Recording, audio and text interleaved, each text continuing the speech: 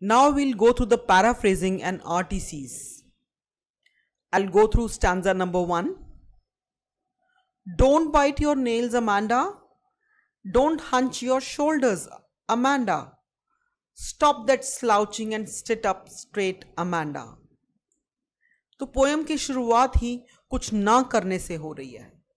अपने नेल्स मत बाइट करो, अपने शोल्डर्स को सीधा रखो, सीधे बैठो, इस तरह का एटीट्यूड मत दिखाओ. Little Amanda is always pointed out for not doing many things, whereas the parents should adopt a positive approach to turn the things the other way. Like, if Amanda is reminded by her mother to keep her nails beautiful by trimming them at right time, would have been a better approach. But this is not the case. Amanda is seen biting her nails. She is nagged by her mother. The mother keeps an eye on Amanda all the time so that she becomes a better person, behaving socially well with good manners and etiquettes. She is asked to sit straight lest she should develop a hunched back. Her lazy posture gives a dull look, so she is sermonized by her mother to sit straight and maintain a good posture. So Amanda को हर वक्त बहुत सारी चीज़ें न करने के लिए टोका जाता है. हमारा ये मानना है कि पेरेंट्स अगर एक सही अप्रोच अपनाएं तो वो उन्हीं चीज़ों को करने से उस बच्चे को रोक सकते हैं. अगर अमांडा की मदर उससे ये कहती कि ग्रोइंग गर्ल्स के नेल्स अगर ब्यूटीफुली ट्रिम किए जाएं सही वक्त पर तो बहुत अच्छे लगते हैं, तो शायद अमांडा को अपने नेल्स को बाइट करने में प्रॉब्लम नहीं होती. लेकिन ऐसी बात नहीं है. Amanda is constantly biting her nail और उसकी मदर उसे लगातार टोक रही हैं. अमांडा की मदर हर वक्त उस पर नज़र रखती हैं ताकि वो सोसाइटी में अच्छे मैनर्स और तौर तरीक़ों को एग्जिबिट कर सके. उसे सीधे बैठना चाहिए, उसकी बैक में एक हंच डेवलप हो जाएगा, वो मुड़ जाएगी, उसका लेज़ी पोस्चर जो है वो एक डल लुक देता है. इस तरह की टोका टाकी हर वक्त उसकी मदद करती हैं ताकि वो एक अच्छा पोस्चर मेंटेन कर सके.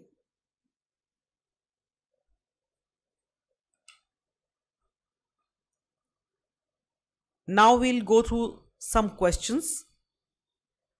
This is a very common question, question number 1, which says, identify the lines.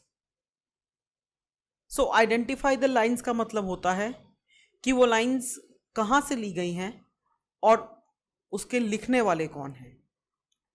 The name of the poem is Amanda and the name of the poet is Robin Klein. Second question, who is the speaker of the given stanza? The speaker of the given stanza is Amanda's mother. Third question, what does the speaker want Amanda to do? The speaker wants Amanda to sit straight, not to bite her nails and not to slouch her shoulders. Amanda की mother चाहती हैं कि वो straight बैठे, ना तो अपने nails को बाइट करे और ना अपने शोल्डर्स को मोड़े और बिल्कुल स्ट्रेट पोस्चर मेंटेन करे.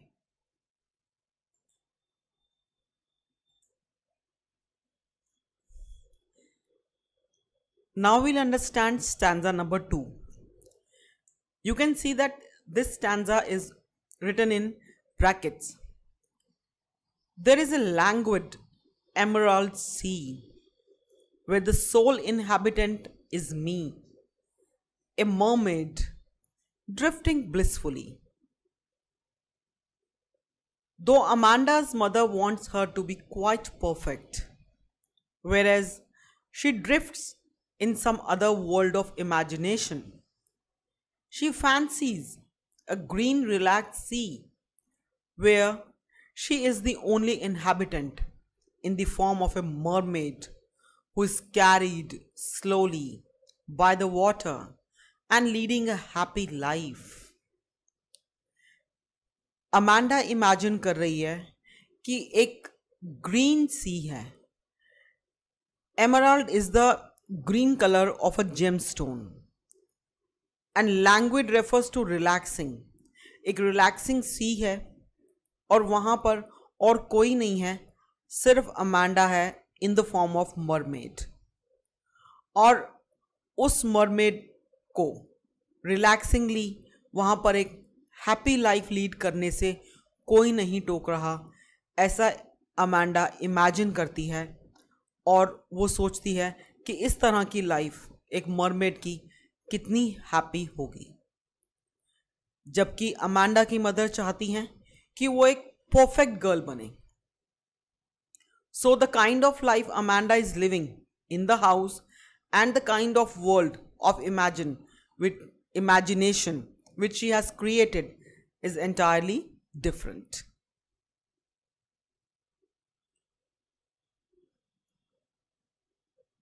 We can see certain questions. Who does me refer to in this stanza?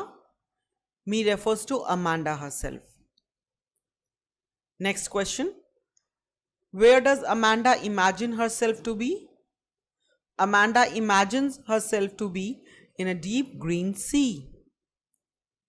What does Amanda imagine herself to be? Amanda imagines herself to be a mermaid. So please do not confuse between question number 2 and 3. पहले question में where पूछा है, दूसरे question में what. So at times जल्दी से देखने में ये दोनों क्वेश्चंस एक जैसे लग रहे हैं because more than half part is the same. पहले क्वेश्चन में वो कहाँ इमेजिन करती है और दूसरे क्वेश्चन में वो क्या इमेजिन करती है अपने आप को वहां पे. Last question. What kind of life she wants to lead there as mermaid.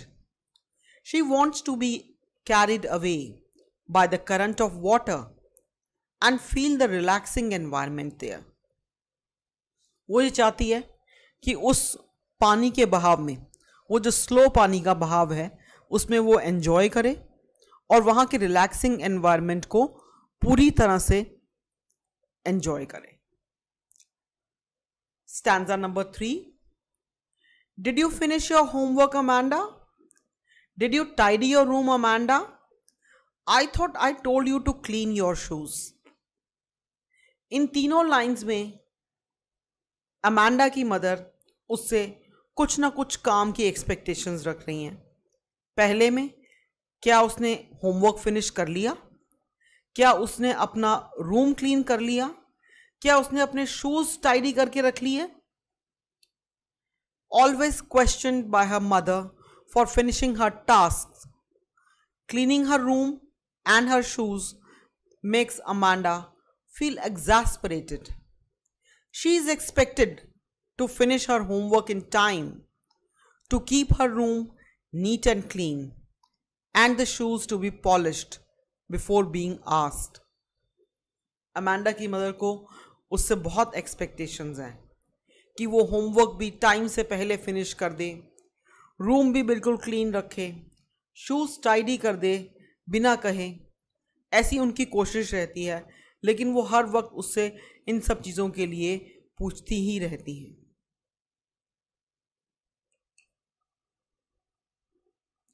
What is the tone of the speaker in the lines? The speaker adopts an authoritative tone. जब आप दूसरे पर अपना डोमिनेंस शो करते हैं, अधिकार show करते हैं, तो आप ऐसी टोन अडॉप्ट करते हैं. What is Amanda expected to do? Amanda is expected to complete her homework in time, keep her room spick and span, and tidy her shoes. Amanda से ये एक्सपेक्टेशन होती है कि वो अपना होमवर्क टाइम से पहले कंप्लीट करे, अपने रूम को बिल्कुल नीट एंड क्लीन रखे और अपने शूज को बिल्कुल चमका के रखे. What is the literary device used in line? I thought I told you to clean your shoes. ये लिटरेरी डिवाइस है एसोनेंस. जो वर्ड्स हैं thought, told, you, your, shoes, इन सब में एक वॉवल साउंड देखने को मिल रही है. O. So that makes assonance as the literary device. Stanza number 4. Amanda, I am an orphan, roaming the street. I pattern soft dust with my hushed bare feet. The silence is golden, the freedom is sweet. Again, this stanza is in parenthesis. ये lines Amanda के through बोली गई हैं. वो ये कहती है कि मैं किसी पेरेंट्स की बच्ची नहीं हूँ, मैं एक अनाथ हूँ. मैं स्ट्रीट पर घूम रही हूँ, नंगे पैर हैं मेरे, कोई शूज़ नहीं है मेरे पास, कोई शूज़ ही नहीं है तो पॉलिश करने की कोई हेडेक भी नहीं है. और उन पैरों से मैं जो सड़क पे मिट्टी है उसमें डिफरेंट पैटर्न्स बना रही हूँ. बाहर जो है साइलेंस है और साइलेंस उसके लिए गोल्डन है और फ्रीडम उसके लिए is as sweet as honey. Amanda feels happy to visualize herself as an orphan in spite of the fact that she has parents to look after her needs. She feels that the children as orphans are happier than her. She also feels that they have far more freedom of all kinds to enjoy their life. These children have the liberty to be on the roads without foot fear. She feels that she would enjoy making dust patterns with her bare feet. She doesn't mind considering herself as an orphan because her mother wants her to keep everything neat and clean. To her, silence is so blissful and precious and freedom is sweet. So Amanda अपने आप को क्या visualise कर रही है कि वो एक अनाथ बच्ची है जबकि उसके पेरेंट्स हैं उसकी सारी नीड्स को लुक आफ्टर करने के लिए. उसे ये लगता है कि जो बच्चे अनाथ होते हैं वो उससे ज़्यादा खुश रहते हैं, वो ऐसी फ्रीडम्स को एंजॉय करते हैं लाइफ में जो उसे मिल नहीं रही हैं. उन बच्चों को पूरी फ्रीडम है कि वो रोड्स पर घूमें, ना पैरों में चप्पल हो ना शूज़ हो. वो ये भी सोच के खुश होती है कि ऐसे नंगे पैरों से डस्ट पैटर्न्स से डिज़ाइंस बनाना कितना मज़ेदार होता होगा. उसको इस बात से कोई परेशानी नहीं है कि वो अपने आप को अनाथ महसूस कर रही है, जबकि उसकी मदर चाहती है कि वो हर चीज़ बिल्कुल सही तरीके से हैंडल करे. क्योंकि उसकी मदर लगातार उसे टोकती रहती हैं तो उसके लिए एक साइलेंट एटमॉस्फेयर जो है वो बहुत ब्लिसफुल है, हेवनली है, प्रीशियस है और फ्रीडम उसके लिए बहुत ही मधुर है.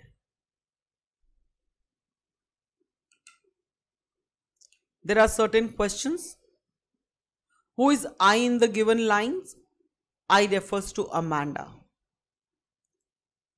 Why does she refer herself being orphan? She refers herself to be an orphan because she feels that it's better to be an orphan rather than leading a restricted life. She wants to feel good, leaving patterns of her bare feet in the soft dust. Third question. Why does Amanda say the silence is golden, the freedom is sweet? Amanda says so because she never feels free when her mother is around her. हर वक्त उसकी mother उसके आसपास होती हैं तो उसे कभी ऐसा महसूस ही नहीं हुआ कि उसके पास कोई अपनी पर्सनल फ्रीडम भी है. She is constantly nagged by instructions given by her. So she glorifies silence as golden and freedom as sweet. क्योंकि उसकी मदर लगातार उसे इंस्ट्रक्शंस देते हुए टोकती रहती हैं तो इसलिए वो साइलेंस को इतना ग्लोरीफाई करके एज गोल्डन बता रही है और फ्रीडम को as sweet. Stanza number 5.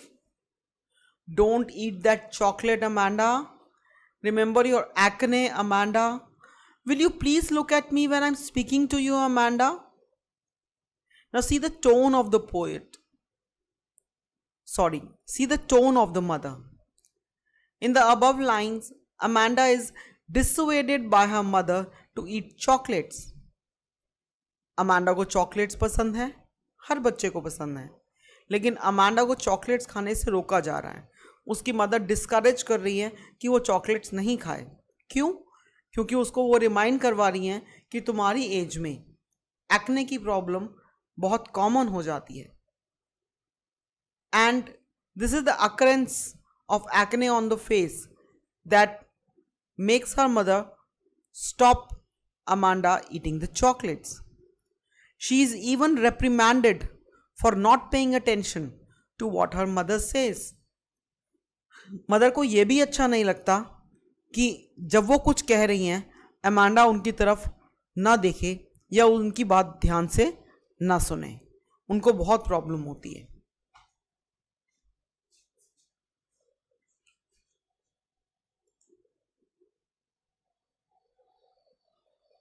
What is Amanda being prohibited for? Amanda is being prohibited to eat chocolates. Prohibit karna means mana karna. What does Amanda's mother remind her? Amanda's mother reminds her of the occurrence of acne on the face by consuming too much sweet content like chocolate. Amanda की mother उसे याद दिलाती हैं कि इस as में बहुत ज़्यादा मीठी चीज़ें खाने से फेस पर पिंपल्स या एक्ने हो जाते हैं। What is Amanda scolded for? Amanda is scolded for not paying attention to what her mother says. उसको इस बात पे भी डांट पड़ती है कि जब उसकी मदर किसी बात के लिए टोक रही हैं तो वो उनकी बात ध्यान से क्यों नहीं सुनती। The next stanza again goes to Amanda, where she considers herself to be the fairy tale girl named as Rapunzel. I am Rapunzel, I have not a care, life in a tower is tranquil and rare, I'll certainly never let down my bright hair. Amanda को Rapunzel की story अच्छी तरह से पता है। वो सोच रही है कि रपुंजल की लाइफ टावर में बहुत पीसफुल है, कोई नहीं है उसे डिस्टर्ब करने के लिए, और ऐसी लाइफ बहुत रेयरिटी से मिलती है, बहुत मुश्किल से मिलती है। लेकिन उसे ये भी पता है कि रपुंजल ने क्या किया था। उसने अपने लॉन्ग हेयर जो हैं वो लेट डाउन किए थे और प्रिंस टावर में आ गया था, लेकिन उसे अपनी ऐसी डेस्टिनी नहीं चाहिए। वो नहीं चाहती कि कोई भी आए और उसे डिस्टर्ब करे। Amanda again jumps into her world of imagination, where she considers herself to be Rapunzel, a fairy tale character who is in the captivity of a witch and leads a lonely life in a tower. She feels that Rapunzel is happy leading a lonely life, not being disturbed by anyone. At the same time, she doesn't want her fate to be same like that of Rapunzel, who is met by a prince. In the fairy tale, Rapunzel lets down her long hair and the prince climbs up to the tower. But Amanda would never let down her hair to be disturbed by anyone.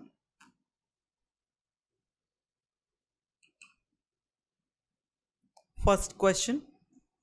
Whom does Amanda equate herself in the given lines? यानी Amanda अपने आप को किससे compare करती है? Amanda equates herself to Rapunzel, a fairy tale character. Why does Amanda equate herself to Rapunzel? Amanda equates herself to Rapunzel because she feels that her life in the tower would be peaceful and unusual. वो इसलिए चाहती है कि वो Rapunzel की तरह से रहे क्योंकि उसे लगता है कि उस लोनली टावर में वो पीसफुल तरीके से रह रही है और एक अनयूजुअल तरीके से रह रही है, क्योंकि जब वो घर पे होती है अमांडा की मदर हर वक्त उसके आसपास ही होती हैं और वो अपने आप को कभी भी पीसफुल महसूस नहीं कर पाती क्योंकि उसकी मदर उसे लगातार टोकती ही रहती है। Why would Amanda never let her hair down? Amanda would never let her hair down to anyone as she doesn't want to be disturbed at all. Amanda नहीं चाहती कि उसे कोई भी डिस्टर्ब करे। Stanza number 7. Stop that sulking at once, Amanda. You are always so moody, Amanda. Anyone would think that I nagged at you, Amanda. Again, these lines are spoken by Amanda's mother.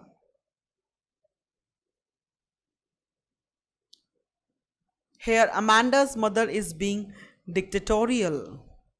On one hand, she is constantly nagging Amanda. On the other hand, she is thinking about herself dominating her child. It is her pride that scolds her not to behave like that, as she can see Amanda in a bad mood. She also scolds her for behaving in a very strange manner. Amanda's mother is an image-conscious person who feels that the people would think that Amanda was constantly being harassed by her mother. Amanda की mother एक बहुत ही image conscious lady हैं। एक तरफ तो वो पूरी तरह से डोमिनेटिंग कैरेक्टर का रोल प्ले कर रही हैं, अमांडा को लगातार पिन पॉइंट करती रहती हैं। दूसरी तरफ वो ये भी कह रही हैं कि सब क्या सोचेंगे कि मैं हर वक्त तुमको टोकती रहती हूँ। उनका प्राइड जो है वो रोकता नहीं है उनको, हर वक्त उसे स्कोल्ड करती रहती हैं, डांटती रहती हैं। उन्हें बुरा लगता है कि अमांडा एक बैड मूड में बैठी हुई है। वो उसको उसके लिए भी डांटती हैं कि वो एक स्ट्रेंज मैनर में बिहेव करती है। सो अमांडा को वो लगातार टोकती हैं। उन्हें लगता है कि लोग क्या सोचेंगे कि वो एक मदर के थ्रू कितनी हैरास हो रही हैं, कितनी परेशान की जा रही हैं। First question, what does Amanda's mother warn her for? Amanda's mother warns her for behaving in a very odd manner. What kind of mood does Amanda reflect? Amanda reflects a bad and an unstable mood.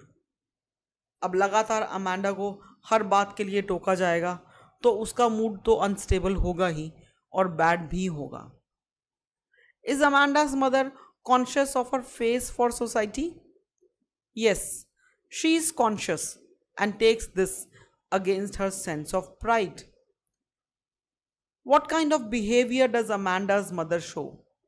Amanda's mother shows a very dominating behavior towards her child. Is Amanda allowed to react to her mother's scolding?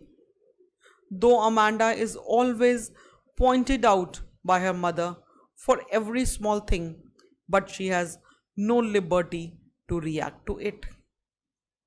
हालांकि Amanda हर वक्त अपनी mother के through टोकी जाती हैं, लेकिन उसको इतनी freedom नहीं है कि वो ज़रा सा भी रिएक्शन शो कर सके।